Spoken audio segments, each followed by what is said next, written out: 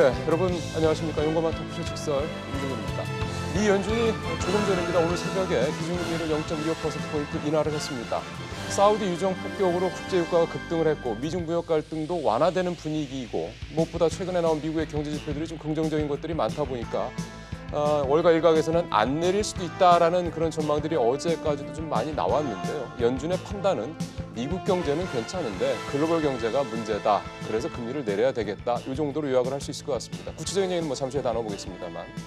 실제로 유럽 중앙은행을 비롯해서 주요국의 중앙은행들이 잇따라 경기 부양책, 금리 인하라든가 지준율 인하라든가 이런 부양책들을 쏟아내고 있을 정도로 사실 미국 경제를 제외하고는 대부분의 나라들의 경제 상황이 좋지 않습니다. 이런 상황에서 우리 통화 정책 어떤 방향으로 가야 될까요? 당장 다음 달에 한국은행 금통위에서 기준금리 결정이 있을 것으로 예상이 되는데 여러 가지 기대들이 좀 나오고 있습니다. 또 금리만 내리면 내려가고 있는 우리 경제가 좋아질 수 있을까요? 이렇게 단언하기도 쉽지 않은 상황입니다. 우리 경제 전반에 대한 얘기 참 오래간만에 오늘 해보도록 하겠습니다. 샵 3698 100원의 유료 문자로 여러분들의 궁금증 받도록 하겠습니다. 오늘 저희가 세 분 모셨습니다. 오른쪽으로 숙명여대 신세동 교수님 나오셨습니다. 오랜만에 뵙습니다. 반갑습니다. 예, 어서 오십시오. 제 왼쪽으로 현대경제연구원 최양호 고문 나오셨습니다. 네, 어서 오십시오. 반갑습니다. 네. 예, 마지막으로 LG경제연구원 조영무 박사 오늘 모셨습니다. 어서 오십시오, 박사님. 네, 안녕하세요. 금리 인하 얘기부터 먼저 영상을 보고 하나하나 좀 짚어보도록 하겠습니다. 예상대로 미 연방준비제도는 또다시 기준금리를 내렸습니다. 이틀 동안 개최한 연방공개시장위원회 정례회의에서 2에서 2.5%였던 기준금리를 1.75에서 2%로 0.25%포인트 내린 겁니다. Today, we decided to lower interest rates to help keep the U.S. economy strong in the face of some notable developments and to provide insurance against ongoing risks. 파월 의장은 미국 경제가 비교적 견고한 성장세를 이어가고 있지만 국제적인 불확실성에 대처하기 위한 조치라고 설명했습니다. A number of geopolitical risks, including Brexit, remain unresolved. Trade policy tensions have waxed and waned, and elevated uncertainty is weighing on U.S. investment and exports. 하지만 추가 금리 인하 가능성에 지금은 아니라고 선을 그었고 미국 성장률 전망치를 2.1%에서 2.2%로 높여 잡았습니다. 연준의 제로 금리를 넘어 마이너스 금리까지 요구하고 있는 트럼프 대통령은 파월 의장이 배짱도 감각도 비전도 없다며 노골적인 비난을 퍼부었습니다. 미 주요 증시는 연준의 추가 금리 인하를 기대하기 어려워졌다는 실망감으로 혼조세로 마감했습니다. 미국의 기준금리 인하 얘기부터 좀 해봐야 되겠습니다. 앞에 리포트에서 여러 가지 분석 내용들이 좀 들어가 있습니다만 우리 전문가분들께서는 미국의 기준금리 인하를 어떻게 보고 계신지 한 분 한 분 일단 총평이라고 해야 되겠죠. 한 말씀 들어보겠습니다. 신 교수님은 어떻게 보셨어요? 대부분이 0.25%포인트 내릴 거라고 예상을 했기 때문에 충격은 아니고요. 근데 이번 회의 결과를 발표한 내용을 보면 네. 두 가지가 있어요. 하나는 연준 의원들 사이에 의견이 지금 상당히 갈리는 부분이 있다. 반대 의견이 3명이나 나왔거든요. 보통은 만장일치인데 지금 지난번에 2명이 반대를 했고 이번에는 3명이 반대를 했는데 물론 그 한 분의 내용이 다르긴 하지만 반대가 10명 중에 3명 정도가 된다는 게 굉장히 중요하고 그다음에 두 번째는 그 17명의 연준의 은행장 12명하고 연준 위원 이사 5명, 17명이 이죠 총. 이분들한테 의견을 물어봤더니 앞으로 금리가 계속 올라갈 거라고 보는 그 의견이 대세예요. 예. 계속 앞으로 내년, 내후년, 내내후년으로 봤을 때 그런 관점으로 봤을 때 네. 이번에 금리를 내리긴 했지만 앞으로 더 내리는 것은 굉장히 내부적인 반발이 있을 수 있겠구나 하는 것이 저는 이번 FOMC가 과거에 있었던 FOMC의 회의나 발표하고는 다른 부분이다. 그래서 지금 수준이 어쩌면 최저 바닥일지도 모르겠다. 그 생각이 들었습니다. 예. 그러니까 시장에서는 추가 금리 인하에 대한 뭔가 파월 의장이 메시지를 줄 아는데 그러니까 지금 교수님 말씀으로는 앞으로는 추가 금리 인하와 관련돼서는 상당히 가능성이 낮고 오히려 올라갈 것이다. 그러니까 올라갈 것이다. 알겠습니다. 자, 이 최 의원님은 어떻게 보셨어요? 똑같은 생각입니다. 이 연준이 굉장히 비둘기파 매판이면 하는데 비둘기처럼 완화적으로 갈 줄 알았는데 굉장히 시장에 매파적인 메시지를 냅니다. 이것이 마지막 금리 인상이다. 인하다. 더 이상 없을 것이다. 결국 그거는 무슨 얘기라는 궁극적으로 경제가 좋은 상태로 갈 것이다. 네. 자, 믿고 가자. 그래서 제롬 파월이 이제 기자회견을 12번을 했는데요. 지금까지 10번이 주식시장이 떨어집니다. 근데 요번에는 시장에서 딱 알아들은 거예요.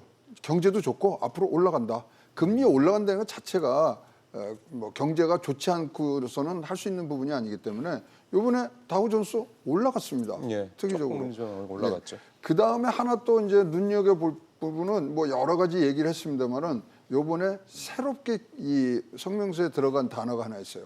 수출이 들어갔습니다. 수출이요? 예. 즉 우리 이제 할 것 다 했다. 금리나 이제 보험적인 거 다 들어놨고 이제부터 나빠지는 경제는 미중 무역 전쟁이 책임이다. 트럼프 들으십니까? 이 얘기가 분명히 행간에 저는 뭐 있었다고 생각을 합니다. 트럼프가 하도 뭐라고 그러니까 파월이 발끈한 겁니까? 발끈한 것보다 하여튼 뭐 거기서 임명권자한테 뭐라 그럴 수는 없고 예. 행간에다 집어넣은 거죠. 예. 수출이 지금 시장과 소비자에게 크게 영향을 미치고 있다는 내용의 지금 메시지가 들어가 있기 때문에 뭐 지금 트럼프는 바로 트윗 날렸잖아요. 예. 배짱도 없고 뭐 비전도 없고 센스도 없고 no God, no sense, no vision 해갖고 했는데 예. 거기다 대고 한 말씀 하셨습니다. 조 박사님한테 이렇게 한번 여쭤볼까요? 그러면 향후에 이제 추가 금리 인하 여부에 대한 시장의 관심은 사실은 되게 높았지만 지금 두 분의 말씀을 들어봤을 때는 추가 금리 인하보다는 오히려 금리를 더 올리면 올릴지 쪽에 더 무게가 있다라고 좀 해석을 해주셨기 때문에 그러면은 지금 연준이 그 미국 경제가 좋다는 것만 가지고 과연 계속해서 금리 정책을 시장이 생각했던 기대하던 이런 거랑 좀 다르게 가는 부분에 대해서 과연 그렇게만 볼 수 있겠느냐? 글로벌 경제에도 분명히 있을 텐데 이 부분은 어떻게 보시는지요? 사실 저는 그렇게 보지는 않고요. 이 채널, 이 프로가 아니었을 수도 있는데 아마 이 채널을 통해서도 올해 초부터 미 연준의 통화 정책의 변화가 시사되고 나서 금융시장의 기대가 너무 앞서가고 있는 것 같다라는 말씀을 드렸고요. 예. 그래서 미 연준이 금리를 인하하겠지만 금융시장이 기대하는 것만큼 많이 그리고 큰 폭으로 인하하지는 않고 일단 점진적으로 낮출 것 같다고 말씀을 드렸고요. 그런 면에서 오늘 새벽에 이루어진 금리 인하는 예상되었던 금리 인하라고 볼 수가 있겠고요. 예. 오늘 FOMC는 1년에 미 연준이 하는 FOMC들 중에서 좀 주목할 만한 FOMC였던 게 1년에 4번 미 연준 이사들을 대상으로 한 서베이 조사 결과가 발표되는 그러한 FOMC였고 네. 그 안에서 공개된 내용을 보면은 올해 미국의 경제 성장률에 대한 서베이 전망이 2.1에서 2.2로 올랐더라고요. 예, 0.1%포인트 상향 조정되었지만 3.6까지 떨어질 것으로 예상했었던 올해 실업률을 3.7로 그만큼까지는 떨어지지 않을 것 같다. 한마디로 고용시장의 호조세가 계속해서 더 심화되기는 어렵다라고 하는 견해를 밝힌 것으로 볼 때 미 연준으로서는 지금 미국 경기의 흐름에 대해서 확신을 가지고 있지 못한 것 같고요. 그 실업률 쪽에서 봤을 때는요. 그렇습니다. 경제 성장률 전망치는 올렸지만 실업률은 계속 낮아지기 어렵다라고 응답한 것으로 볼 때 그렇게 해석할 수밖에 없을 것 같고요. 그것은 결국은 최근에 많이 언급되고 있지만 과거에는 데이터 디펜던트한 그러한 통화 정책을 펴겠다라고 한 것에 비해서 이제는 이코노믹 디펜던트한 한마디로 단순히 경제 지표뿐만이 아니라 미중 무역 갈등과 같은 경제를 둘러싼 요인들에 그때그때 반응하는 한마디로 장기 시계를 제시하지 못하는 통화 정책을 펼 가능성이 높아 보이고요. 오늘 서베이 조사 결과에 의하면 흔히 점도표라고 불리죠. 미 연준 이사들이 응답한 올해 말 기준에 적정한 정책금리 수준을 보면은 오늘 인하로서 1.7에서 2% 수준의 정책금리 수준이 적정하다라고 응답한 사람들이 가장 많았고 뭐 그것보다 조금 높게 응답한 이사들이 그것보다는 뭐 5명씩 있었기 때문에 의견이 분포가 분산되긴 했지만 제 생각은 이번이 마지막 인하는 아닐 것 같습니다. 왜냐하면 최근에 금리시장에서 나타났던 미국에서의 장단기 금리 역전 현상 그러한 것이 시사하는 내년 하반기나 내년 말 정도에 미국 경기가 침체에 빠질 가능성을 감안을 하면 선제적이건 방어적이건 보험적인 차원이건 미 연준이 한두 차례 정도의 추가 금리 인하할 가능성이 여전히 남아있다. 그런 면에서 금융시장의 기대가 그동안 실현되지 했던 것도 과거 히스토리컬한 사실이고요. 예. 미 연준이 이러한 보수적인 견해를 밝혔던 것도 예. 시간이 지나면서 계속적으로 바뀌어왔던 것도 사실이기 때문에 예. 미 연준의 금리 인하 사이클이 끝났다라고 보기는 조금 이른 것 같습니다. 지금 이제 점도표 예. 이야기하셨는데 네네네. 가장 최근에 나온 어제 나온 점도표를 보면 네. 정확하게 17명 중에서 1.5에서 1.75로 한 번 더 낮추어야 된다고 생각한 사람이 이제 7명이에요. 예, 예, 7명. 그리고 나머지 10명은 가만히 있거나 오히려 올려야 올리거나, 된다가 그게 10명이에요. 네네. 따라서 현재와 같은 어떤 그런 그 의견 구도를 가지고 보면 추가적으로 금리를 더 내려자고 회의를 했을 때 12월 달에 회의가 있는데 금리 결정 예. 0.25%를 더 내릴 그 가능성이 굉장히 지금 의견 구조상으로 이제 좀 어려운 구조가 돼 있다는 게 하나고 예. 지금 시중 금리가 계속해서 지금 단기 금리가 올라가고 있어요. 그래서 지금 최근에 이제 역리포라고 하는 이제 중앙은행으로서는 비상수단을 이제 끄집어낸 거거든요. 그 530억 달러 시중에게 풀었던 거 그겁니다. 말씀하시는 그러니까 뭔 거죠? 이야기냐면 갑자기 시중 금리가 단기적으로 그러니까 우리가 이길물이라 그래요. 오버나이트 하루를 쓰는 돈인데 하루를 쓰는 돈이 너무 그 자금이 부족하다 보니까 갑자기요. 예, 이게 금리가 계속해서 올라가기를 지금 제가 팔로우한 것은 한 2주째 지금 단기 금리가 계속해서 올라가는 추세를 보였거든요. 그러니까 금리가 올라간다는 건 시중에 돈이 모자란다는 얘기잖아요. 그렇죠. 필요한 만큼. 그렇죠. 그래서 조금 놔두면 기준금리 자체가 위협을 받겠구나. 그래서 기준금리 범위 내에서 중앙은행이 단기적으로 유동성을 공급하는 거를 우리가 지금 오버나이트 역리포라고 하는데 이걸 최근에 발동을 했단 말이죠. 그럼 그게 무슨 의미입니까? 그 뭐냐면 가만 놔두면 중앙은행이 가만 아무것도 하지 않으면 네. 기준금리 자체가 이게 기준금리 자체보다 더 높은 시중금리가 형성이 된다는 것이죠. 그러니까 그걸 억제하기 위해서 단기 자금을 수백억 달러를 풀었다는 거거든요. 그러면 그렇게 갑자기 돈이 마른다라는 게 그게 이제 언뜻 이해가 안 되는 근데 거죠. 이제 그게 소스가 뭐냐 여러 가지가 있죠. 뭐 세금 이야기도 있고 뭡니까 연준이 계속 사실은 돈을 좀 빨아들여 왔었잖아요. 그렇죠. 그동안 계속 그건 스탑을 했어요. 지난번에 아, 스탑을 지난번 했거든요. 7월 달에 금리로. 네, 스탑을 했는데 이게 계속해서 시중의 자금이 어려워지는 요인은 그게 어떻게 한두 개는 아닐 거라고 봅니다. 뭐 기업 경기도 안 좋고 수출도 부진하고 세금 문제도 있고 회계연도 문제도 있고 복잡하긴 한데 어쨌든 확실한 것은 지금 시장에서 열흘 이상이나 단기 금리가 계속 올라가서 이런 식으로 가만 놔두면 기준금리 자체가 이게 방어를 못하는 상황이 되니까 선제적으로 역리포를 공급을 했던 거거든요. 네. 그래서 두 가지입니다. 하나는 지금 시장의 상황을 봤을 때 최저금리를 기준금리를 더 이상 내리기가 어려운 환경이다라고 하는 것을 연준 멤버들이 지금 깨닫고 앞으로는 금리가 올라갈 것이다라고 가시다. 보는 그 세금 이거 형성이 되고 있단 말이에요. 그러니까 연준이 아무리 원한다고 하더라도 의결 구조 10명을 가지고 지금 FOMC가 결정을 해야 되는 상황에서는 반대 의견이 점점 많아지거나 오히려 금리를 내리지 그런 식. 못하는 네, 상황이 네. 될 수 있다. 이 가능성을 이번 FOMC가 보여준 거예요. 보여줬다. 어떻게 보면 말씀하신 대로 이렇게 의견이 여러 가지로 갈렸다라는 것 자체도 그만큼 확신이 없다라는 말씀에 또 반증일 수도 있겠군요. 아니, 예, 그래서 추 박사님. 월가에서 요번 걸로 나온 이 평가 중에 하나가 앞으로 제롬 파월의 지도력, 장악력 이것이 연준 금리에 이제 시금석이 된다. 그러니까 의견이 분분하니까 그 사람들은 어떻게 모으냐. 이제 그게 아주 관건이 된 것 같고요.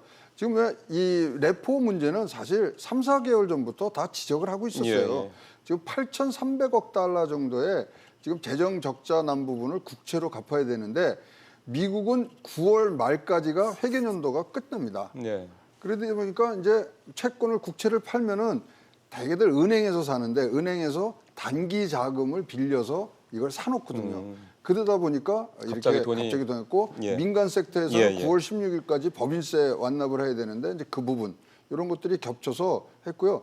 이거는 한 달 전부터 예. 굉장히 문제점이 지적되고 있는데도 불구하고 이렇게 많이 오를 줄은 몰랐죠. 예, 지금 금리와 관련돼서 그러니까 앞으로 이제 연준이 금리를 어떻게 펼칠 것이냐, 금리 정책 어떻게 펼칠 것이냐에 대해서 좀 세 분의 생각들이 조금 엇갈린 부분 때문에요. 그럼 여기서 이제 이 부분을 조금 더 들어가 보겠습니다. 그러기 위해서는 이제 미국의 현재 경제 지표들을 한번 좀 짚어볼 필요가 있는 게요. 사실 미국 경제 지표가 좋다라는 것도 있지만 나쁘다라는 것도 있어서 예를 들어서 8월 달에 나왔던 이 구매 관련자 지수 PMI 같은 경우는 3년 만에 50 아래로 내려왔거든요. 호황을 의미하는. 근데 또 반면에 같은 8월 산업 생산은 또 예상보다 도 좋았고요.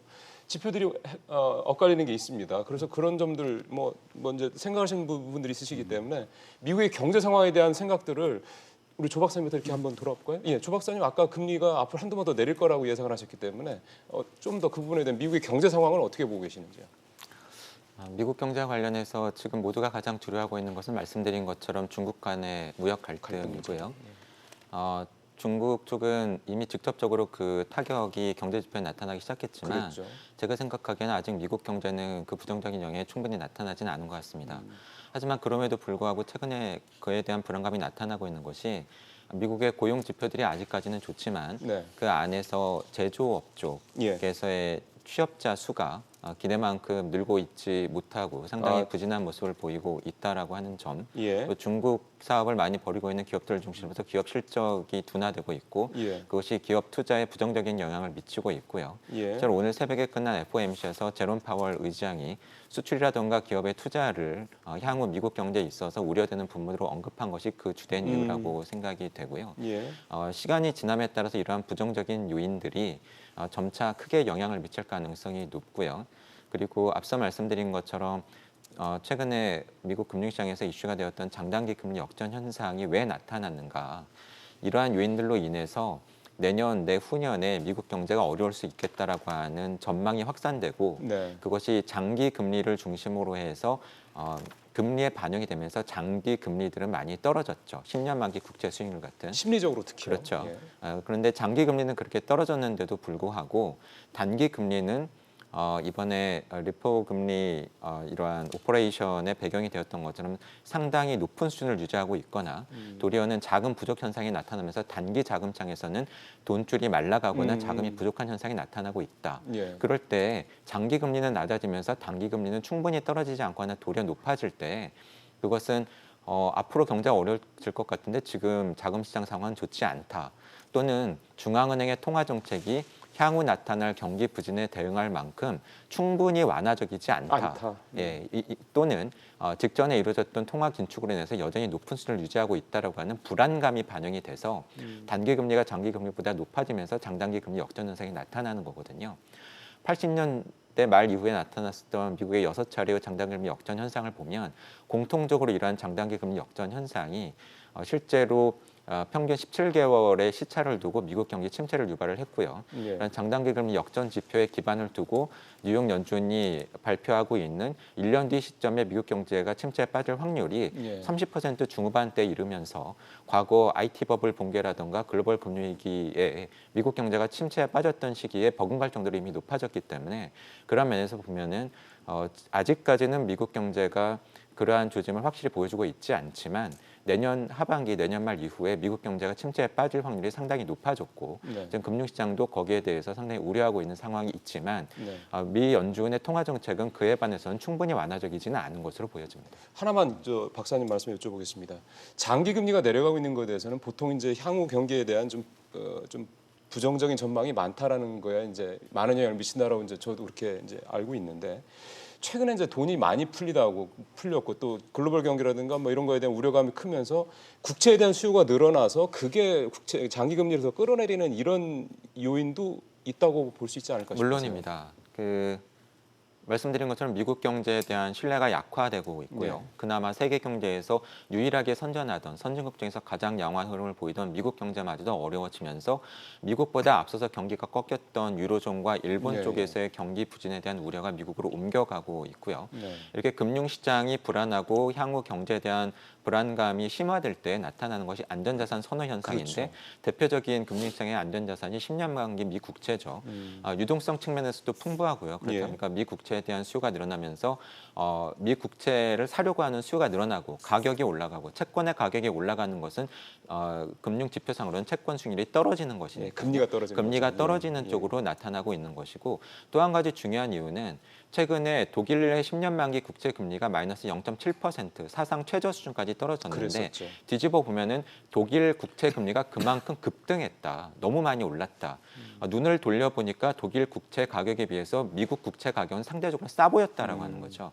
그러한 글로벌 금융시장에서의 투자 수요가 미국 국채로 옮겨간 건 역시도 10년 만기 미 국채 금리와 같은 장기 금리가 떨어졌던 중요한 원인이 되었던 것으로 보입니다. 알겠습니다. 아까 신 박사님, 신 교수님 말씀하셨던 부분이 그러니까 그러니까 그 아까 금리 수익률 역전 이야기를 하셨는데 예. 최근에는 그 수익률 역전이 끝났어요. 지난 한 열흘 통계를 보면 장당의 금리 역전 문제가 그 끝났다는 말씀이신 끝났어요. 거죠? 그 계속해서 지금 오히려 정상을 향해서 수익률 구조가 정상 상태로 지금 가고 있습니다. 정상 상태로는 장기 금리가 단기 금리가 위에 있다는 말씀이신 그렇죠. 거잖아요. 위에 있을 뿐만이 아니라 지금 1년, 2년 만기서부터 5년, 10년, 20년, 30년 그 수익률이 지금 계속해서 올라가고 있어요. 그래서 그 수익률 구조 역전을 이야기를 많이 했는데 한 2, 3주까지는 그 이야기가 했었는데 예. 그게 끝났다. 그래서 다시 정상으로 돌아왔다. 예. 따라서 이게 과거와 같이 수익률 역전 상태 때문에 1년 반 뒤에 불경기가 오는 건지 안 오는 건지는 우리가 좀 더 두고 봐야 되는데 예, 알겠습니다. 저는 여기서 미국 금융시장이 아까도 잠깐 언급했지만은 굉장히 지금 당황한 상태가 온 거예요. 뭐냐? 기준금리 내렸잖아요. 7월 달에. 7월 달에. 예. 그러면 전반적으로 시장금리가 다 내려가야 되잖아요. 지금 올라가고 있거든요. 그러니까 단기 금리는 올라가고 있으니 장기도 올라가고 있고. 그럼 장기도 올라가고. 그러면 중앙은행이 과연 기준금리를 가지고 시장금리를 통제할 수 있나? 이런 문제가 생겨버린 거예요. 시장이 그 중앙은행을 우리는 여태까지 중앙은행은 만능인 줄 알았어요. 그렇죠. 대통령보다 더 강한 세계의 금융 대통령이라 네. 했단 말이죠. 그런데 이게 금리가 너무 낮아서 그런지 세계 경제가 너무 안 좋아서 그런지 이제는 기준금리가 과연 할 수 있을까? 시장이 지금 반란을 일으킨 거예요. 그런 관점에서 앞으로 이 연준이 얼마만큼 목표하는 대로 글쎄요. 뭐 내리면 내리는 대로 예. 올리면 올리는 대로 이게 시장이 가줄까? 이 문제가 저는 이번에 대두됐다는 점에서 예. 연방은행이 그동안 군림했던 영향력에 심각한 퀘스천 마크를 던진 것이다. 예, 알겠습니다. 그러면 조금 이제 신 교수님께서 조금 더 이제 포괄적인 얘기를 해주셨기 때문에 지금 두 분한테 각각 좀 디테일한 질문 하시면 드리겠습니다. 먼저 우리 최 고모님한테는 네. 국제유가 문제를 한번 전체적으로 글로벌 경기라든가 연준 정책이라든가 이런 데도 한번 연계를 해서 한번 생각해봐야 되지 않을까. 왜냐하면 지금 이 국제유가가 물론 이제 단기적으로 급등했던 게 조금 진정됐다고는 해도 국제유가가 뭔가 촉발륜이 되지 않겠냐는 우려들이 있어서요. 원래 전통적으로요 미국에 한해서는 유가하고 금리하고는 거꾸로 갑니다. 유가가 높아지면 금리가 낮아지고 뭐 등등이 있는데 예. 자 옛날에 그런 1970년도에 오일 쇼크가 났을 때하고 지금하고는 천지개벽이 됐습니다. 당시에는 미국이 자기네들이 소개하는 이게 원유를 갖고 오려면 중동에서 갖고 왔어야 되는 부분인데 예. 이제 미국은 셰일가스가 있잖아요. 그다음에 미국은 모든 원유가 뭘로 결제가 되냐면 달러입니다. 그래서 그렇죠. 예. 페트로 달러 시스템인데 여기서 지금 뭐 자기네는 찍어낼 수 있는 부분들에 이 뭐 소위 말하는 홈 코트 어드밴테이지가 있거든요. 예. 따라서 지금 유가가 미국의 금리라든가 이 전체 경제에 미치는 영향은 과거와 비해서는 굉장히 작아졌고요. 더군다나 지금 미국이 원유 수출국 1위가 됐거든요. 그렇더라고요. 네, 그렇다면은 자기네들이 스윙 스테이트이 된 겁니다. 자기네들이 마음대로 유가를 조정할 수 있는 힘까지 생겼어요. 그 달러 있죠, 원유 있죠, 그다음에 군사력 있죠. 이러니까 외부적인 요인에 의해서 자기네들의 방향이 틀어지는 것들은 막을 수 있는 세 가지 칼을 다 갖고 있어요. 그래서 그 사우디 사건 발생했을 때 트럼프가 셰일가스 또는 비축유 네. 푼다 뭐 등등 이런 얘기들을 막 쏟아냈던 거군요. 하고 달러 유가 오르지 그리고 않게. 지금 사우디가 굉장히 복구 작업을 굉장히 빨리 해준 부분들이 있고요. 예. 제가 뭐 이제 이런 그 사우디 때문에 미국이랑 뭐 통화를 했다 보면은요, 저한테 하여튼 그냥 알고만 있으라고 하면서 나오는 얘기가 사우디 사태에 대한 음모설이 한 11가지가 있어요. 아이고, 예. 사우디 자작설부터 해갖고 예. 이건 미국이 뭐 용인을 해서 몰리고 그러기 때문에 이 사우디를 그냥 표면으로만 지금 보시면 안 되고요. 지금 미국이 거기에 어떻든지 뭐 관여를 하든 안 하든 간에 원유에 대해서는 자기가 마이웨이를 할 수 있는 힘이 생겼습니다. 그러면 그 비기를 그 천기 누설을 하지 않는 선에서 이 향후 유가의 흐름은 굉장히 급등하거나 이러지는 않을 거라고 보면 되는 거죠. 유가는 지금 올라가는 거를 제일 싫어하는 이게 사람이 트럼프입니다. 트럼프니까. 왜냐하면 네. 미국에서는 이 다른 거 다 올라가도 가스 스테이션 가서 오전 10전 올라가면 자기네들 피부로 느끼거든요. 알겠습니다. 유가 문제에 대해서는 그렇게까지 급등세가 오래 가거나 이렇게 할 거라는 걱정을 조금 내려놓으셔도 되지 않을까 하는 생각이 좀 들고요. 조 박사님, 아까 저 독일 국채금 얘기를 잠깐 하셔가지고 사실 이번에 조금 벗어난 얘기일 수 있긴 하지만은 궁금해하시는 게 독일은 우리가 굉장히 잘 사는 나라로 알고 있는데 이번에 그 우리은행이라든가 하나은행 관련돼서 그 DLS, DLF 사건을 보면은 그런 유럽의 잘 사는 나라의 국채금리가 마이너스로 떨어지는 부분이 생기면서 이제 손실이 크게 발생을 했던 거잖아요. 네. 왜 우리는 독일이 굉장히 잘 사는 나라라고 생각했는데 독일 경제가 어떻게 국채금리가 마이너스까지 떨어질 정도 이런 상황이 벌어지는 겁니까? 네. 그 전에 잠깐 먼저 답을 드리는 게 책임 있는 걸 것 같아서 네. 앞서 장단기 금리 역전상을 미국에서 말씀을 예, 드리면서 알겠습니다. 금제 먼저. 예. 그 10년 만기 국채 금리와 2년 만기 국채 금리가 최근에 이슈였고요. 그렇죠. 말씀하신 것처럼 신 교수님 말씀처럼 지난달에 처음에는 채권 시장 장중에만 역전이 되었다가 시간 지나면서 마감가 기준으로도 금리가 역전이 되었었고 그것이 한 며칠 지속되다가 지금 해소된 건 맞고요. 네. 그런데 금융시장이 관심을 가지는 또 다른 장단기의 금리는 10년 만기 국채와 3개월 만기 국채 그것도 비교를 그리고 하더라고요. 앞서 말씀드렸던 미 연준이 1년 뒤 미국 경기 침체를 계산하는데 활용하는 장단기 금리는 사실은 3개월짜리 금리를 가지고 하기 때문에 2년물이랑 10년물이 아니고. 3개월과 10년물을 가지고 하기 때문에 사실 그것은 훨씬 더 일찍부터 역전이 되어 있고 지금도 역전되어 있는 상황이고 그렇다라고 하는 말씀을 먼저 드리는 게 좋을 것 같고요. 이제 국채금 얘기해 보죠. 유럽 쪽의 금리는 사실은 여러 가지 현상이 맞물린 거죠. 첫 번째로는 유럽은 어차피 ECB가 통일된 하나의 통화 정책을 펴고 있으니까 최근에 있었던 ECB 통화 정책 회의에서 결정이 된 것처럼 지금 유럽 쪽은 정책 금리도 마이너스 금리 상황이고요. 그렇죠. 그렇다 보니까 이미 국채 금리도 상당히 예전부터 국채 금리 10년 만기 기준으로 마이너스 상황에 가 있었는데 그렇다고 한다면은 이 마이너스 금리 상황이 왜 더 심화되느냐? 첫 번째는 앞서 말씀드린 것처럼 글로벌 경기가 안 좋고 특히 최근에 독일 경기가 매우 안 좋고요. 2분기에는 전분기 대비 역성장을 했고요. 마이너스 성장을 했단 말씀이죠. 마이너스 성장을 했고요. 그렇다 보니까는 독일 경제가 굉장히 어렵겠다. 일반적으로 경제가 안 좋으면 역시 향후에 정책 금리가 인하될 수도 있고 안전자산에 대한 선호 때문에 장기 채권에 대한 수요가 늘면서 가격이 급등하고 금리는 더 떨어지고 그렇다 보니까는 사상 최저인 0.7까지 떨어졌던 그러한 측면이 있고요. 그리고 또 다른 측면은 사실 이 마이너스 채권 수익이라고 하는 것은 채권 투자자 입장에서는 예정된 손실이죠. 그러니까 가령 이런 거죠. 제가 1억 원짜리 채권을 샀는데 만기에 가면은 한 9,500만 원밖에 못 받는 이런 상황인데 그럼 그 채권을 왜 사느냐?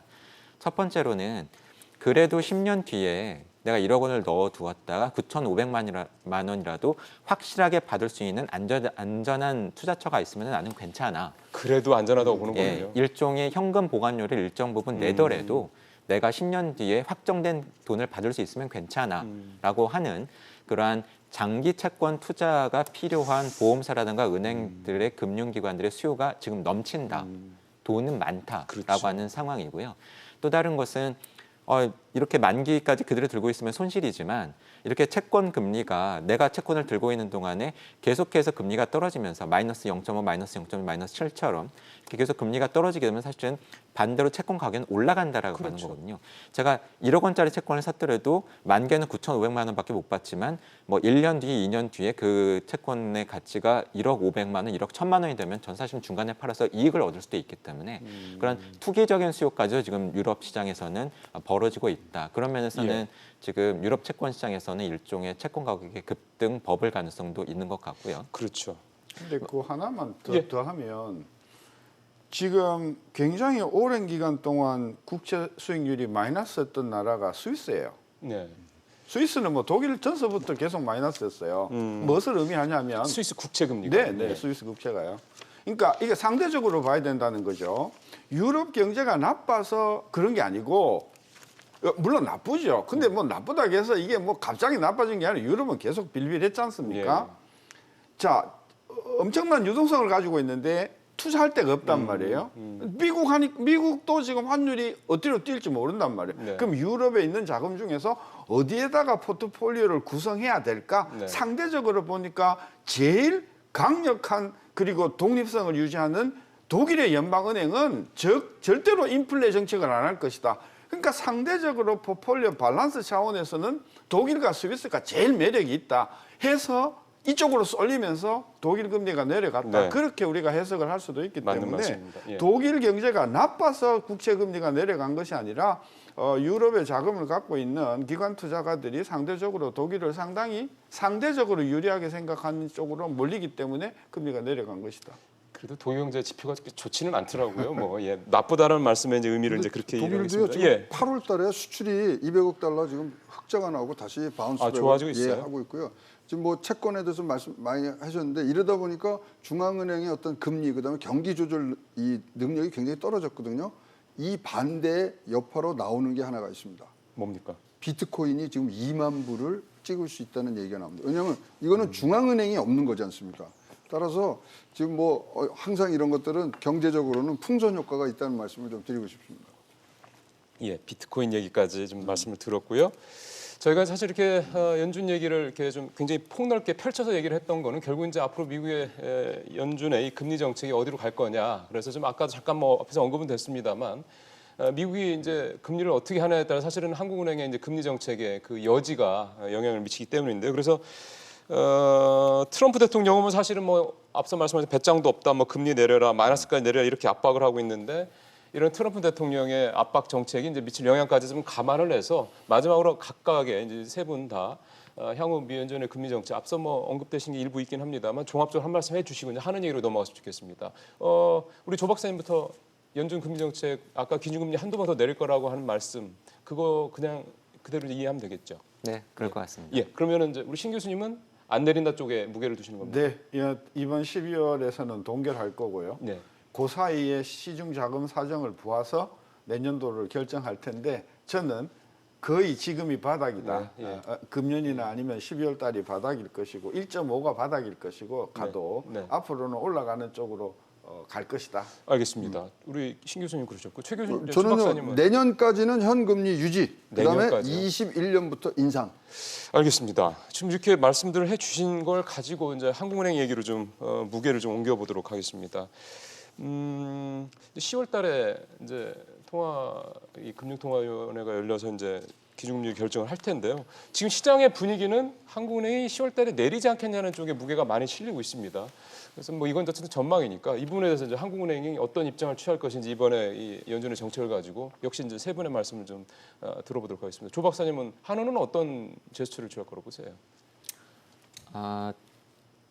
상당히 어려운 상황으로 계속 몰릴 걸로 예상을 하고 있고요. 우선 금리를 낮추려면은 경기가 안 좋고 그렇죠. 그리고 물가가 안정세를 나타내야 되고 근데 경기 흐름은 앞으로도 계속 안 좋아질 걸로 보이고요. 내년에도 경기 반등을 예상하기는 쉽지 않아 보이고요. 가장 최근에 발표되었던 CPI 기준 소비자 물가 상승률이 0%지만 소수점 두 자리까지 하면 사실상 마이너스였고 디플레 우려까지도 제기가 되었지만 통계청에서 지적을 했었던 것처럼 그 주된 원인이 되었던 농수산물 가격이 지난해에 비해서 안정세 그리고 국제유가가 낮은 수준.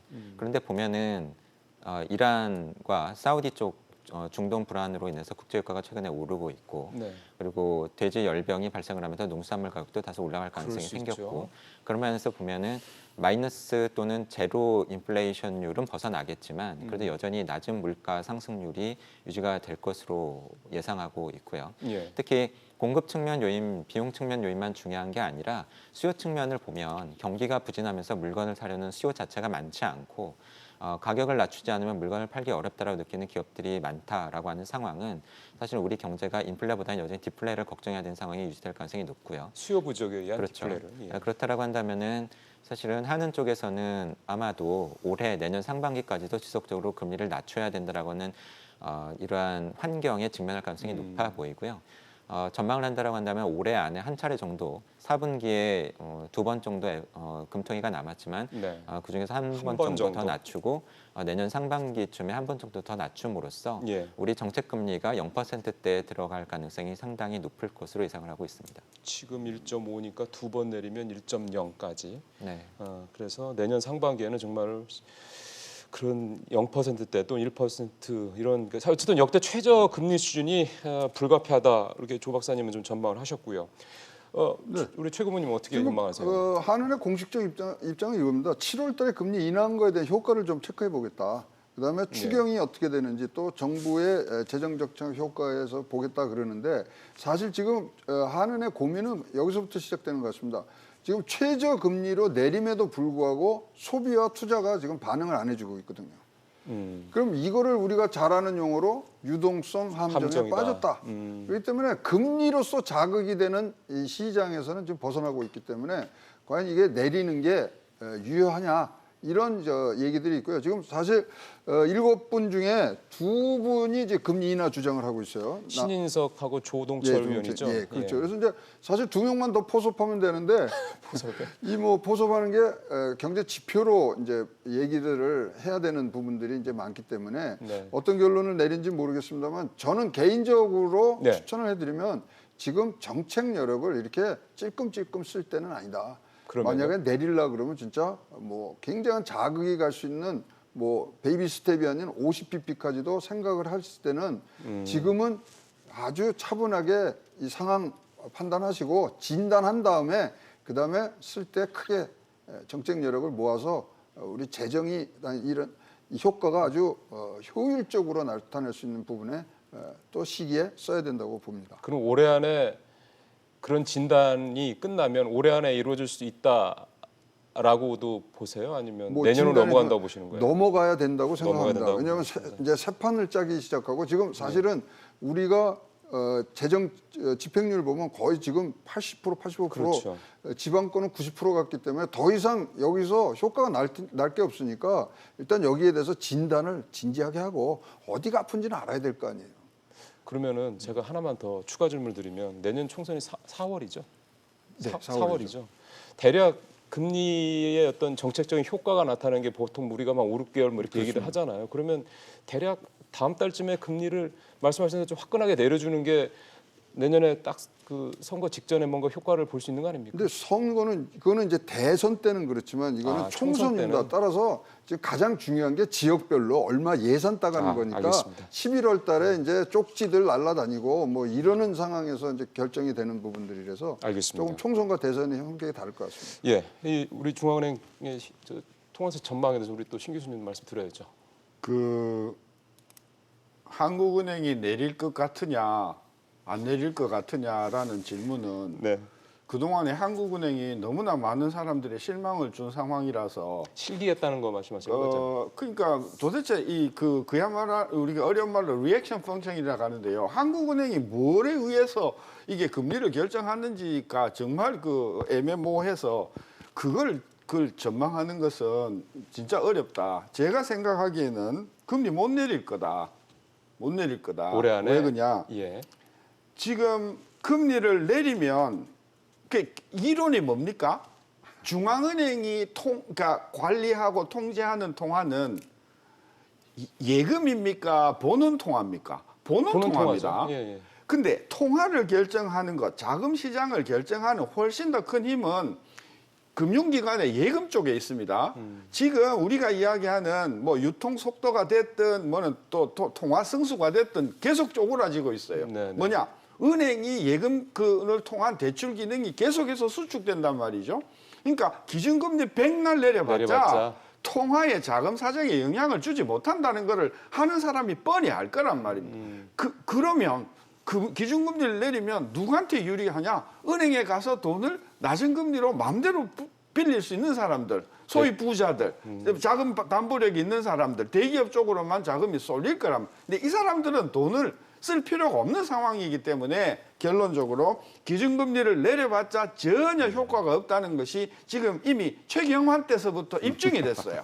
부작용만 생긴다. 저는 그래서 금리 내려봤자 별 효과가 없다는 게 하나고요. 또 하나는 우리가 금리를 내려버리면 어떤 상황이 발생하냐?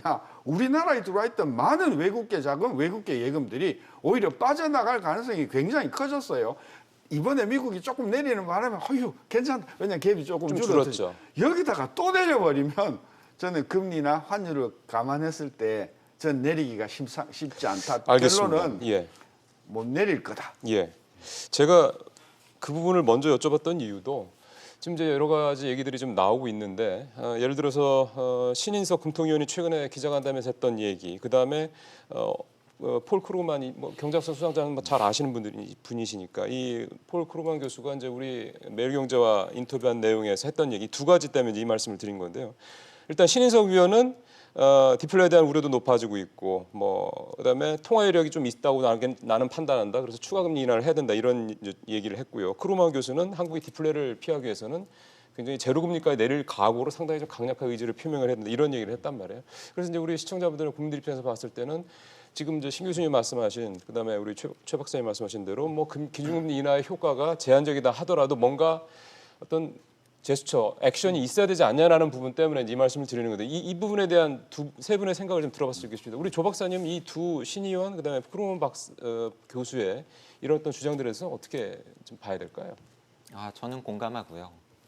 그만큼 우리 경제가 직면하고 있는 향후의 경기 흐름이나 경제 상황이 신중하고 그리고 엄중하게 받아들여야 될 상황이라고 생각을 하고 있고요. 예.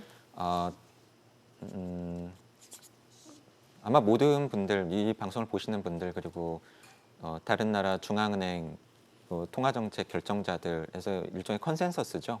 금리를 낮춰도 큰 효과 없다. 예, 저도 그렇게 생각하고요. 예, 공감합니다. 그렇다라고 한다면 얼마 전에 ECB는 왜 0.1%포인트 정책금을 낮췄고 네. 미 연준은 오늘 새벽에 왜 0.25%포인트 금리를 낮췄느냐.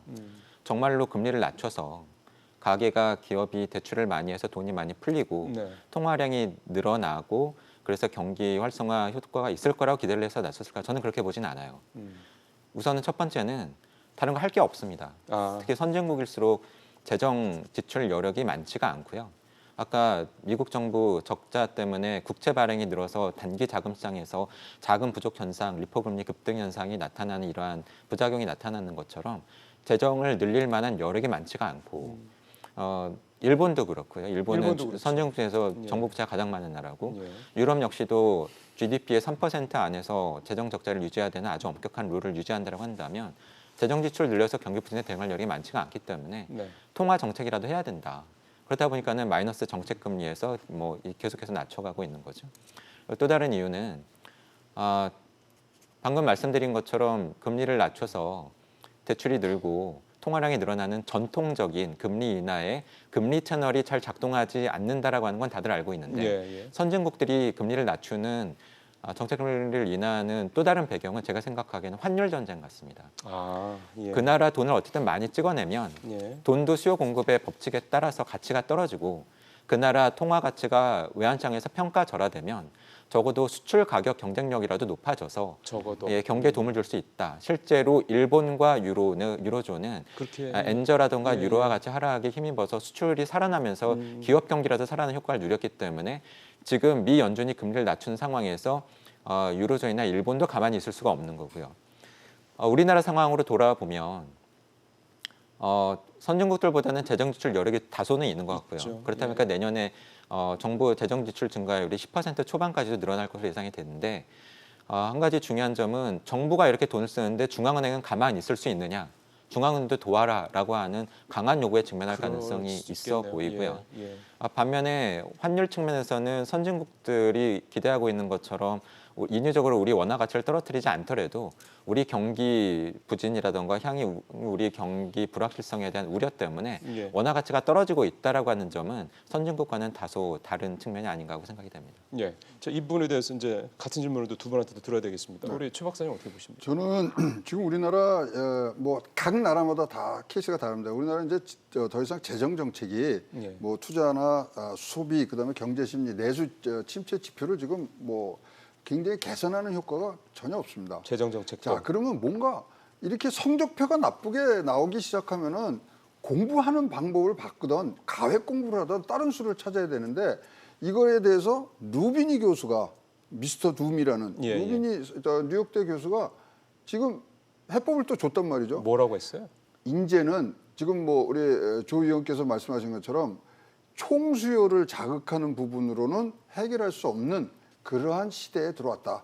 지금 말씀하셨듯이 이제 이 금리 인하 카드는 소비와 이런 것 투자를 자극을 주기 위한 건데 이것이 다 각국의 경제 성장률 높이고 각국의 어떤 경제 지표 높이는 데만 지금 쓰이고 있단 말이죠. 그래서 더 이상 2000년도 초반, 1990년도 후반에 써있던 스태그플레이션이나 뭐 이런 저성장에 대해서 자극제로 써있던 총수요를 자극하는 것은 더 이상 안 된다. 그것에 직방으로 효과가 있었던 건 재정, 통화 정책이었는데 더 이상 이런 부분들은 지금 쓸 수 있는 여력이 안 되고 그러니까 전통적인 방식들이 이제 효과가 없다 이 말씀이군요. 총 공급을 어떻게 할 거냐. 즉 뭐 총 공급이라 그러면 결국 기업을 어떻게 살리느냐. 그 방향으로 빨리 돌아서야지만 나라 돈을 쓰더라도 지금 뭐 우리가 굉장히 이 복지 또는 뭐 사회적 세이프티넷 안전망에 굉장히 쓰지만 그렇게 써서는 안 된다. 기업의 생산성, 국가의 경쟁력을 높이는 부분들에 아주 핀셋으로 꽂은 다음에 거기서 나오는 복지적 여력을 갖고 하는 다른 방법을 한번 생각해 봐라. 이것이 또 우리에게 조언을 준 바가 있습니다. 그건 사실 전통적인 트리클 다운 방식 아닙니까? 아니 그러니까 병명에 따라서 또는 병 증세에 따라서 뭐 약 쓰는 거라든가 수술해야 되는가 이게 다 다르잖아요. 네. 지금 우리나라는 이렇게 최저금리인데도 소비가 안 늘어나고 투자가 안 늘어나면 이거는 유동성 함정에 지금 빠져 있으면 거기서 허우적거리는 걸 꺼내는 방법으로 가야지. 지금 그 안에서 야 늪에 빠져 있어. 그대로 내가 거기 있으면 물도 주고 경찰 올 때까지 기다릴게. 그런 거랑은 완전히 틀린 방법이다 이거죠. 그러니까 전통적인 방식에서 벗어나야 된다는 거에 대해서는 공감하시는 분들이 많을 것 같은데 그게 또 기업들을 이렇게 길을 살리고 기업들 중심으로 이렇게 어떤 정책을 펼쳐서 그거에 대한 낙수 효과를 기대한다. 글쎄요, 그 방식이 또 과연 또 우리한테 또 먹힐 수 있느냐라는 부분도 좀 생각을 해봐야 될 것 같은데요. 이건 우리 확실한 것 같아요. 들어보죠. 이제 35년 이제 1980년대 공부를 마치고 35년 그야말로 1인당 2,000불에서 3만 불까지 오는 한국 경제를 제가 직접 목도하고 이제 세계 경제를 본 관점에서 한국이든 미국이든 확실한 건 뭐냐? 첫째, 통화 정책 별로 효과 없다. 인플레가 됐든 디플레가 됐든 지금 뭐 디플레가 각 곳에서 일어나는데 이거 돈이 그러면 없어서 아니다. 그렇죠. 돈이 없는 건 그다음에 아니죠. 재정 정책 모든 나라가 재정 정책 엄청나게 썼는데 그래서 국가 부채가 엄청 일본을 보세요. 효과가 있었냐? 없었다. 그러면 전통적인 통화 정책과 금리 정책이 옛날 같지 않다. 그 이유는 제쳐놓고라도 그럼 뭘 해야 되냐? 저는 최고문의 답이 있다고 봐요. 기업이 정말 좀 이렇게 부가가치를 만들고 고용을 할 수 있는 장을 만들어 줘라. 자꾸 뭐 미국이 어쩌고 난 폴 크루그만이 노벨상은 받았는지 몰라도 받았어요. 받았어요? 근데 난 그 사람이 한국 경제를 저보다 많이 한다고 생각하지 않아요. 뭐 그거는 그래서 한국에 와서 뭐 그 사람이 뭐 하면은 무슨 저는 너무 사대주의적이라고 보고 지금 필요한 것은 기업인데 우리 한번 비교해 봅시다. LG가 됐든 삼성이 됐든 한국에서 기업을 하는 그 분위기하고 GM이나 IBM이 미국에서 기업을 하는 분위기가 거의 동등한가요? 아니라는 거죠. 그래서 정말 한국의 정책 위반자들이 우리를 성장을 계속해서 일자리를 계속해서 만들어내려면은 금리 이야기하지 말고 재정 이야기하지 말고 뭐 국가 부채 이야기하지 말고 지금 한국의 중소대기업이 기업을 할 수 있는 그런 환경이 미국이나 선진국에 비해서 자유스러운가? 아니다. 그거 하면 그걸 풀어주는 것이 저는 성장을 만들고 일자리를 만드는 핵심이다. 저는 그쪽에 좀 신경을 쓰자 그런 이야기죠. 저도 사실 낙수 효과 부분에 대한 우리 최 박사님 말씀을 드렸던 거는 이제 대기업 중심의 소위 말하는 낙수 효과 정책이 우리가 안 해본 게 아니지 않습니까? 근데 지금 벌어진 우리 경제 이런 양극 화상 이런 것들을 감안할 때 전체 기업의 98%죠. 그리고 전체 고용의 88%를 차지하고 있는 이 중소기업들을 뭔가 살리는 쪽에 포커스가 이번에는 그건 우리 신 교수님도 최 박사님도 얘기했던 부분이기도 하고 그래서 그 부분에 대한 부분들이 어떻게 보면 지금 이렇게 기존의 전통적인 방식이 효과가 없는 상황에서는 이제 좀 정말 필요한 게 아니냐라는 그런 생각이 좀 들어서 말씀을 좀 드렸던 거고요. 시간이 지금 한 5분 남았습니다. 이제 마무리를 좀 하도록 하겠습니다. 박용만 그 상임회장이 지금 뭐 정부에서 하고 있는 최근에 고용지표 좀 좋아진 거 뭐 이런 부분들도 수출이 지난 10일까지 7% 넘게 증가함 이런 부분들을 가지고 이제 정부에서 너무 이제 뭐 좋다고만 보는 게 아니냐라는 문제 제기를 좀 하고도 그래서요. 전반적으로 지금의 어떤 경기에 대한 뭐 우리 세 분의 각각의 이제 판단도 좀 들었으면 좋겠고 그래서 이제 어떤 식으로 정책을 펼쳤으면 좋겠는지 시간이 많지는 않습니다만 한 말씀 이렇게 듣도록 하겠습니다. 우리 조용호 박사 이렇게 한번 돌아와서 마무리를 하죠. 네. 네, 경기에 대한 판단을 말씀드리면서 마무리를 해야 될 것 같고요. 네. 최근에 그와 관련해서 의견이 많이 엇갈리고 있고 다른 목소리들도 나오고 있지만 사실 지표를 정확하고 자세히 봐야 된다고 생각을 합니다. 네. 월별로 발표되는 산업활동 동향을 보면 생산은 늘어난 것처럼 보이지만 기업들이 생산을 늘린 대신에 재고가 늘고 있고요. 그리고 우리 경제에 최근에 특히 중요한 기업 투자, 건설 투자와 관련을 해서 특히 건설 투자 같은 경우에는 전월 대비, 전월 동월 대비 모두 다 마이너스고 예. 기업의 투자의 선행 지표라고 할 수 있는 기계 수주라던가 예. 건설 경기의 선행 지표라고 볼 수 있는 이러한 건설 수주 같은 지표들이 굉장히 안 좋다. 그래서 향후 상황을 낙관하기에는 어렵다. 예. 이러한 상황을 종합해서 결국은 산출이 되는 경기 동행지수, 선행지수 모두 다 계속 떨어지고 있는 것이 그렇죠. 그러한 상황을 예. 보여준다고 보고요. 예. 최근에 이슈가 되고 있는 고용시장과 관련을 해서는 취업자 수 증가에 너무 이렇게 의미를 둬서는 좀 그러게요. 위험할 수 있겠다. 예. 왜냐하면 정부 재정 지출이 집중되고 있는 20대나 5, 60대 그렇죠. 연령층을 제외를 하고서는 제조업이라던가 40대 계층의 취업자 수가 줄고 있기 때문에 네. 그런 면에서 우리 경제의 중추적인 부분의 고용시장 여건은 여전히 개선되고 있지 못하다라고 말씀을 드려야 될 것 같습니다. 알겠습니다. 그러게요. 참 그런 부분들에서 자꾸 이제 정부가 너무 경제를 좋은 쪽으로 해석이 하는 게 아니냐라는 그런 지적들이 좀 나와서 사실 그 말씀을 이제 조 박사님한테 좀 여쭤봤던 거고요. 저 우리 최 박사님 먼저 하실까요? 예. 마찬가지로 진단이 이게 뭐 발라야 이제 치료를 어떻게 할 거냐가 이제 들어오는데 뭐 우리가 이제 뭐 옛날 말에 그랬지만 삼인성호라고 세 사람이면 호랑이라도 만든다는 거 아닙니까? 그렇다면 지금 경제를 책임지고 있는 경제부총리, 예. 정책실장, 경제수석이 이 위기의 엄중함과 그다음에 통계의 그 속살까지도 다 대통령께 보고를 해야 되는데 경제 올바른 방향으로 가고 있다. 고용 양과 질이 뚜렷이 개선됐다. 이런 진단 갖고서는 아무런 방지책, 대책이 나올 수가 없다고 생각합니다. 지금은 예. 이런 거보다 다 진짜 로 데이터 갖고 정확히 대통령 의사결정자로서 나가실 수 있는 분이 책임지고 결정을 내릴 수 있게 그런 진단부터 잘해야지 그냥 귀에 듣기 좋은 얘기만 해서는 절대 안 된다. 요 세 분 진짜 다시 한번 국가 경제의 위기감을 엄중함을 느끼는 그런 예. 자리를 꼭 만들어 주시길 바라겠습니다. 알겠습니다. 우리 박사님, 교수님 한 말씀. 지금 현재 경제 상황은 지난 40년을 놓고 봤을 때 IMF나 92년 불경기와 버금가는 역대급 불경기다. 이것을 살리려면 핵심은 정부가 나서는 게 아니고 중소 중견기업이 국제 경쟁력을 갖도록 해주는 것이다. 예. 자꾸 그 대기업을 만나지 마시고 근데 요즘 대기업도 어려워졌어요.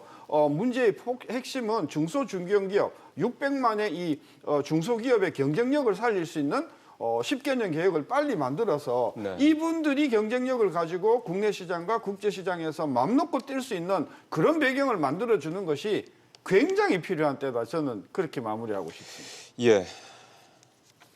사실 뭐 지표라는 거를 뭐 이렇게 보면 이렇게 좋은 쪽으로 보면 또 좋은 거고 또 나쁘게 보게 되면 또 나쁘게 보는 건데 같은 수치라 말이도요. 참 그런 부분에 있어서 지금의 상황이 얼마나 엄중한지에 대한 부분은 어쨌든 세 분 다 좀 공히 말씀을 하신 부분들 또 잘 정책 당국자들이 좀 감안을 해 주시기 좀 기대를 해보겠습니다. 오늘 우리 신 교수님, 최 박사님, 조용호 박사님 세 분과 말씀 나눠봤습니다. 말씀 잘 들었습니다. 고맙습니다. 감사합니다.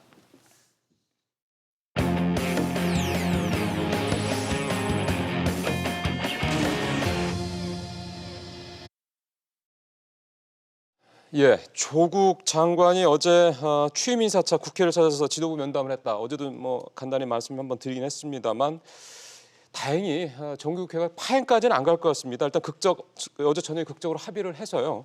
일단 파행은 피했다는 소식부터 먼저 전해드리면서 잠시 후에 김수민 평론가와 함께 이슈 따라잡기 진행하도록 하겠습니다.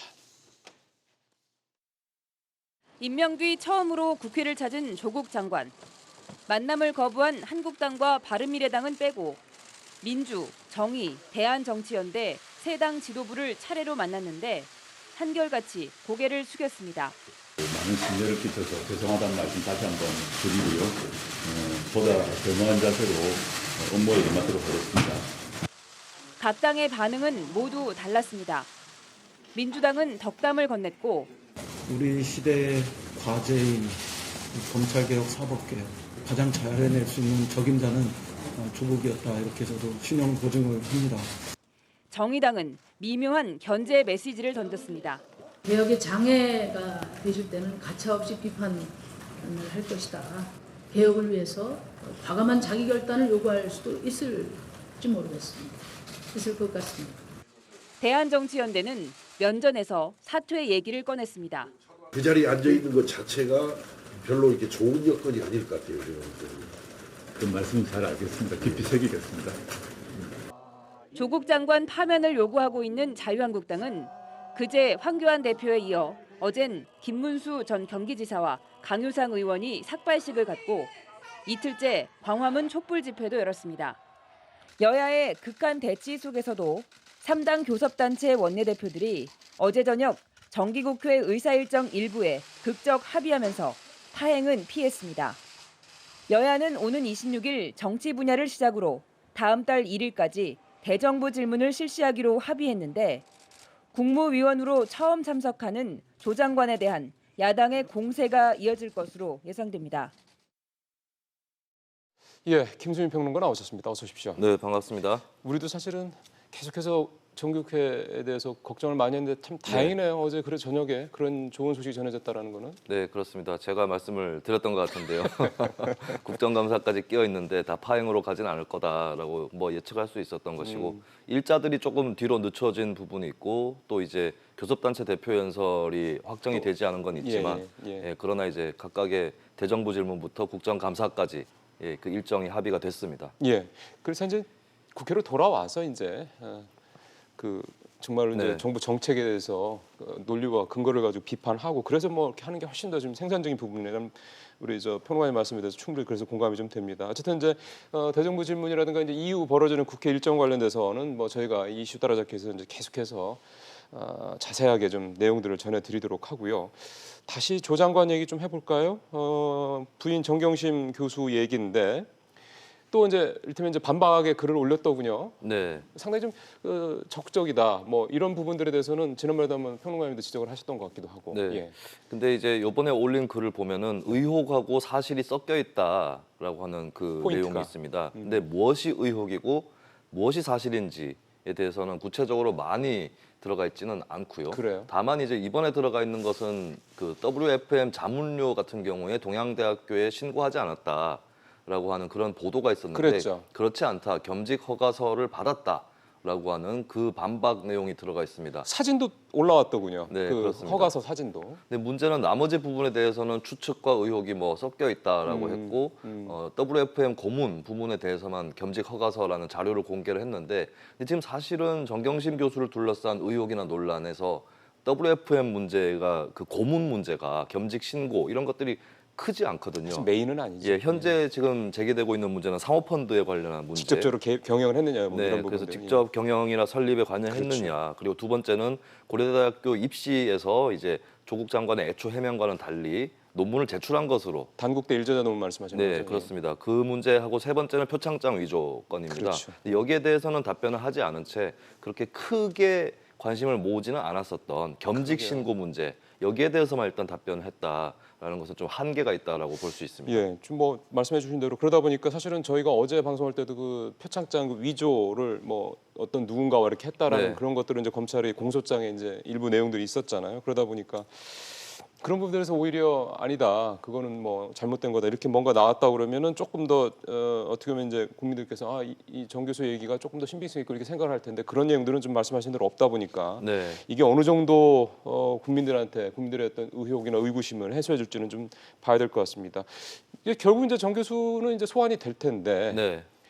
이게 뭐 그 피의자 공표 관련돼서 이제 법무부의 그 규정 문제가 사실은 논란도 잠깐 있긴 했었지만 결국 이제 포토라인에 쓰느냐 안 쓰느냐라는 거는 많은 국민들께서 좀 궁금해하실 것 같습니다.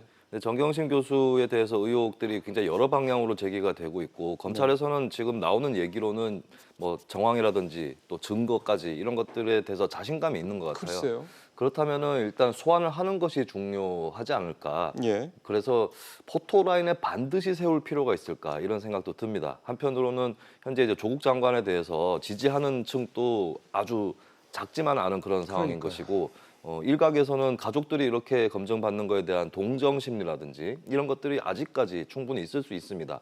그렇다면은 검찰 입장에서는 사실을 가지고 조사를 하는 것이 중요하지 포토라인에 세우는 것이 과연 중요할까 이런 부분을 또 생각을 해볼 수 있겠죠. 근데 역으로 과거에도 피의자 신분이었던 사람들이 포토라인에 심지어 참고인 신분도 물론 포토라인 쓴 것까지는 아닙니다만 네. 그 카메라들이 잡을 수 있도록 그렇게 뭐 되면은 시간을 공개하든가 이렇게 해왔던 게 사실 일반적인 모습이었는데 이렇게 국민들의 전 국민적 관심사가 모여 있는 상황에서 과연 이게 이렇게 되면은 정말 포토라인 안 쓴다 그러면 이것도 뭐 봐주기 네. 아니냐 검찰이 또 법무부가 조국 장관을 또 의식한 거 아니냐 뭐 이런 식의 얘기들이 네. 또 나오지 않을까요? 네, 압수수색을 한 지가 벌써 거의 3주 정도 되는 긴 시간이 흘렀고 현재 언론 보도만 체크를 해봐도 굉장히 많은 내용들, 그러니까요. 다양한 분야의 어떤 의혹들이라든지 또 사실들, 증언들이 쏟아지고 있습니다. 그리고 검찰에서 어쨌든 자신감을 피력하고 있기 때문에 예. 굳이 이제 여론의 눈길을 모으는 방법을 택할 것인가? 저는 이제 예전 시점보다는 정경심 교수를 뭐 글쎄요. 직접적으로 보여주는 그런 방식을 택할 가능성은 좀 떨어지지 않을까?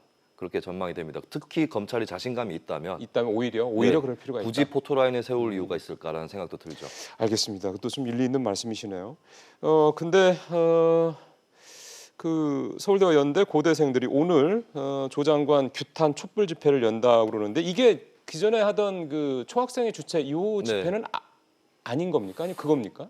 총학생회보다는 학내 뭐 별도의 커뮤니티라든지 자발적으로 모인 사람들이 자발적으로. 주최를 하는 쪽으로 정리가 됐다고 하고요. 네. 예전에는 뭐 1980년대, 90년대 대학가에서는 총학생회가 정치적 사안이 있으면 가장 앞장서 가지고 주도하다시피 그랬죠. 했었습니다. 네. 근데 이게 최근의 흐름들이 총학생회는 좀 하구의 여론을 보고 나서 그것을 대변하는 이런 방향으로 좀 흘러온 측면이 있는 것이고 또 총학생회가 계속해서 저런 집회를 주관을 해서 갖고 가기가 좀 어려웠다라고 보여집니다. 현재 대학가 문화에서는. 그렇더라고요. 네, 그래서 이제 또 총학 입장에서도 우리가 막 이렇게 주도하거나 다 책임져야 될 것보다는 차라리 실제로 하고 싶어하는 사람들에게 권한을 주자, 책임을 주자 이렇게 생각하는 것이 좀 더 편할 수 있습니다. 그러다 보니까 총학보다는 이제 자발적 커뮤니티에서 주도하는 그런 방향으로 나아가고 있죠. 사실은 예를 들어 이제 뭐 대표님이 촛불 집회를 한다는 거니까 촛불 집회도 사실은 뭐 이를테면 어느 뭐 당에서 이렇게 주관해가지고 만들어졌던 게 아니잖아요. 사실은 뭐 일부 민간단체가 있긴 했지만 결국은 시민들이 이렇게 자발적으로 모였기 때문에 네네.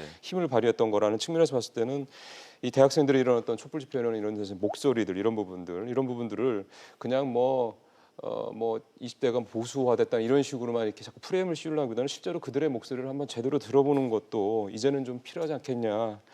그런 여론들이 그래서 좀 나오는 것 같네요. 정치권 얘기로 조금 넘어가 보겠습니다. 어제도 뭐 일부 얘기는 했었습니다만 그 민주당의 이 공천 관련된 뭐 물갈이설 네. 이런 일들 뭐 오늘 신문 아침에 보니까 뭐 30명 뭐 이렇게 숫자도 얘기가 나오기도 하고 네. 또 어제 저희는 이제 유은혜 교육부 장관 뭐 몇 사람 얘기를 했었는데 유은혜 장관은 아직 결정된 거 없다라고 어제 해명하기도 하고 등등등 그래서요. 김현미 장관도 마찬가지고 네. 이 공천 물갈이 문제 이 부분 어떻게 좀 보고 계세요? 일단은 유은혜 장관은 출마한다. 불출마한다. 둘 중에 한쪽에 무게를 실어서 답변을 하지는 않았습니다. 임명권자의 입장도 있고 본인도 그것을 알 수 없다. 앞으로 어떻게 될지 알 수 없다기 때문에 예. 일단 불출마에 대해서만 사실 무근이다.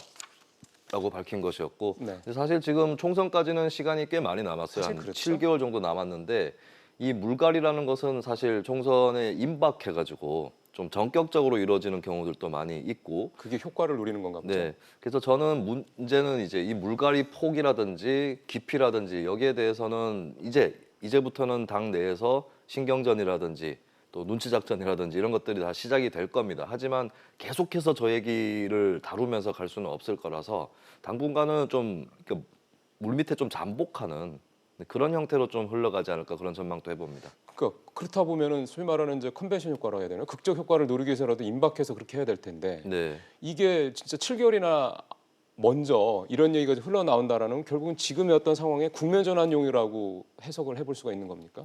글쎄요, 뭐 미리 지금 자유한국당 쪽에서도 물갈이 얘기는 조금씩 나오고 있는 상황이기 때문에 총선을 어느 정도 앞두고 미리 포석을 두는, 바둑으로 치면 포석을 두는 심정으로 나온 얘기가 아닌가 싶고요. 그리고 이제 임박해가지고 물갈이를 할 경우에 생길 수 있는 폐해라든지 단점은 당내 갈등, 균열, 이탈 이런 현상일 겁니다. 근데 거기에 전까지 이르기 전에 당에서 조금 더 폭넓게 논의를 해보고 미리 일단 얘기를 던짐으로써 준비는 해놓을 수 있도록 그렇게 할 의도가 있는 것이 아닐까 그렇게 보여집니다. 그러게요. 그래서 잠깐 말씀하셔서 한국당 얘기를 해볼까요? 당협위원장을 평가할 당무감사위원 전원을 최근에 교체했다. 이게 이제 얘기가 나온 건데 우리 일반 시청자분들 입장에서 봤을 때는 당협위원장은 뭐고 당무감사위원은 뭐고 이제 이런 용어들이 좀 낯설어서 그래서 일단 이거 먼저 설명해 주시면서 이게 뭘 의미하는지 좀 말씀해 주시면 좋겠습니다. 당협위원장은 이제 각 보통은 선거구 단위로 정당 내에서 이제 구성이 되는데 당협위원장이 됐을 때는 사실 그 다음에 국회의원 선거라든지 여기서 공천을 받을 가능성이 좀 높은 편이죠.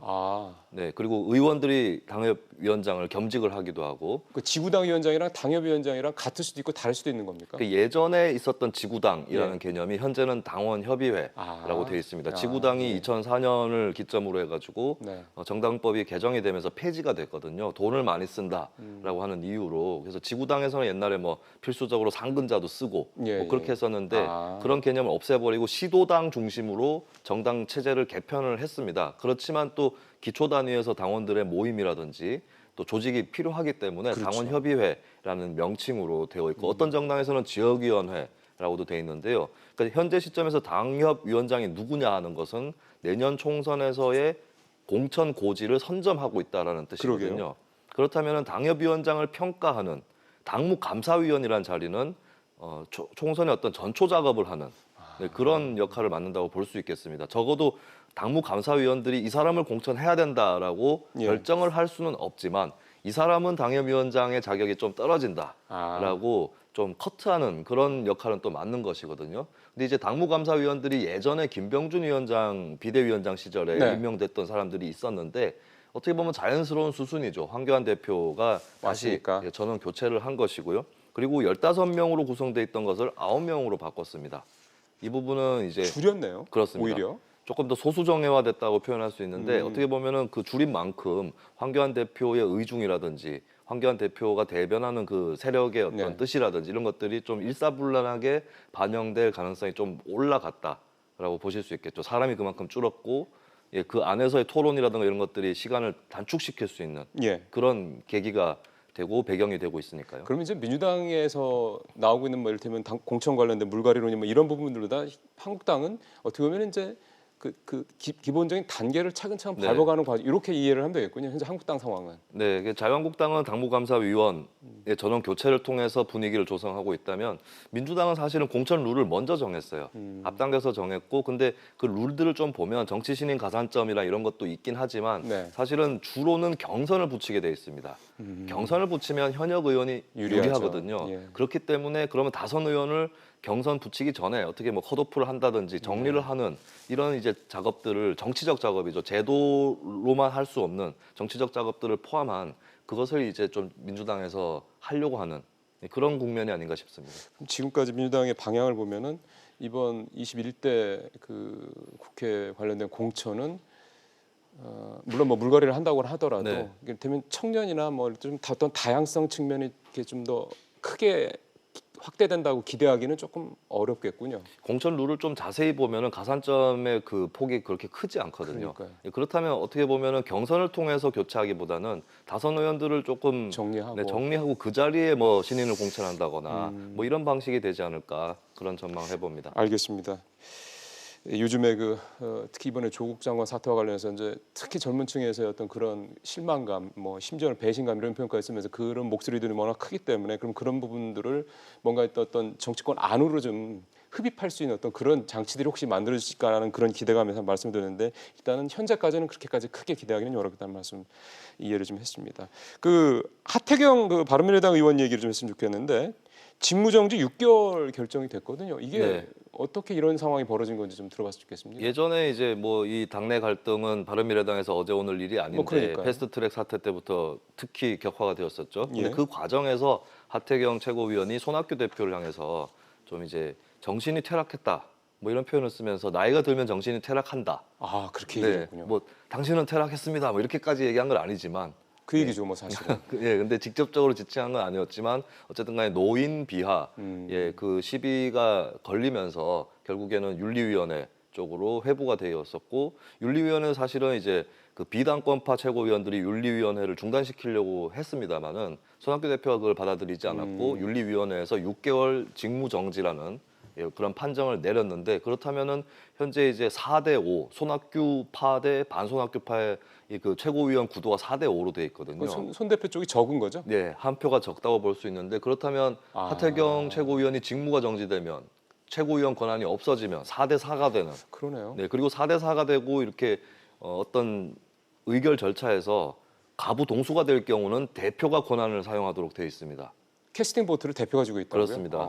예, 결정권을 갖고 있기 때문에 그래서 하태경 최고위원의 직무정지 문제가 굉장히 민감할 수밖에 없는 노릇이고요. 예. 근데 조금 한 가지의 그 변화 가능성이라고 해야 될까요? 네. 지금 화면에도 나오고 있는데 그 오른쪽에 문병호 최고위원, 네. 예, 손학규 대표 쪽 사람이라고 봐도 무방한데 문병호 최고위원이 하태경 최고위원에 대한 징계에 대해서 불만을 피력을 하면서 이거는 당의 통합에는 도움이 되지 않는다. 이런 의견을 내비쳤는데 혹시 문병호 최고위원의 발언을 통해서 양측의 타협 가능성이 조금은 살아있는 것 아닌가 이렇게 보여집니다. 근데 다만 이제 전체적인 현재 상황을 봤을 때는 거의 뭐 당이 또 쪼개지는 거 아닌가라는 그런 그러게요. 예측이 또 굉장히 많이 나올 수밖에 없는 그런 상황입니다. 예, 바른미래당의 내부 얘기는 사실 저희가 여러 번 다뤘는데 거의 이제 쪼개지지 않겠냐는 쪽으로 얘기들을 우리 김평론가님이나 월요일날 금요일날 나오시는 최평론가님 다 같은 말씀을 하셔서 예, 알겠습니다. 마지막은 이 화성 연쇄 살인 사건 이건 참 저희가 살인의 추억이라는 영화를 통해서라도 참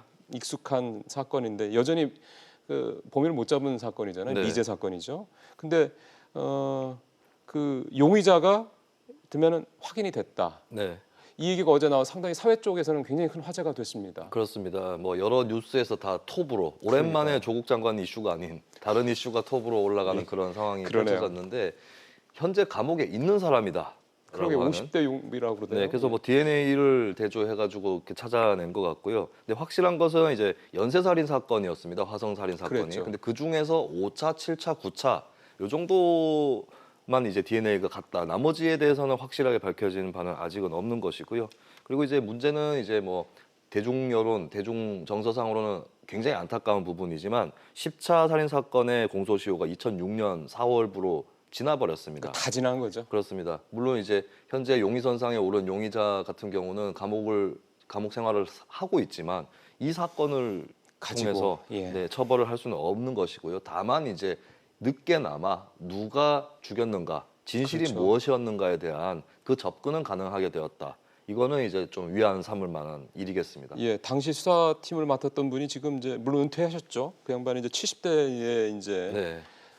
가 되셨는데 그분이 인터뷰한 내용을 보니까 정말 모든 거를 다 쏟아부었는데도 못 잡아서 그게 천추의 한이었고 네. 그게 이제 나름 굉장히 이제 경찰 생활을 이렇게 충실하게 해왔다 했지만 그거 하나가 어떻게 보면 나로서는 상당히 좀 뭔가 좀 이렇게 좀 어떤 뭐라 합니까 나의 미진한 어떤 부분들 네. 그게 아주 계속 남았다고 그랬는데 참 상당히 좀 그런 부분도 참 다행이라는 생각이 좀 들기는 하는데 처벌은 안 되더라도요. 뭐 확인을 한 것만으로도 그렇습니다. 봉준호 감독이 살인의 추억을 이제 감독을 했지 않습니까? 봉준호 네. 감독도 자기가 유추했던 부분들이랑 맞아 떨어진다 그런 얘기도 했던 기사도 네. 나오더군요. 어쨌든 그나마 참 다행이라는 생각이 물론 처벌은 안 된다지만 다행이라는 생각이 좀 듭니다. 오늘 여기서 좀 마무리할까요? 오늘 말씀 잘 들었습니다. 고맙습니다. 예, 고맙습니다. 경제는 심리다라는 얘기를 우리가 참 많이 합니다. 수치로 확인할 수 있는 경제 지표들보다 그 지표를 바라보고 해석하는 경제 주체들의 마음 상태가 오히려 더 경제에 미치는 영향이 크다. 이런 뜻으로 해석을 보통 합니다. 실제 최근 2달 연속 하락한 경제 선행지표, 동행지표의 모습이 어떻게 보면 우리 기업들, 국민들의 이런 우리 경제에 대한 부정한, 좀 부담스러운 심리 상태를 보여주기도 하죠. 하지만 역설적으로 심리가 또 좋아져서 앞으로 좋아질 수 있다는 기대치가 높아진다면 실제로 경제가 좋아지는 그런 사례도 찾아보는 게 어렵지는 않습니다. 노벨 경제학상 수상자인 크루먼 교수가 한국은행이 제로금리까지 검토해야 된다라고 한 발언은 그 정도로 강한 경기 부양 의지를 보여줘야 된다라는 의미로 해석을 할 수 있을 겁니다. 여기에 더해서 정부도 좀 더 실효성 있는, 좀 더 구체적인 정책들을 일관되게 펼쳐나간다면 시간은 걸리겠지만 바닥으로 향하고 있는 우리의 경제 심리가 고개를 들 수도 있을 것으로 기대를 해보겠습니다. 직설 마칩니다.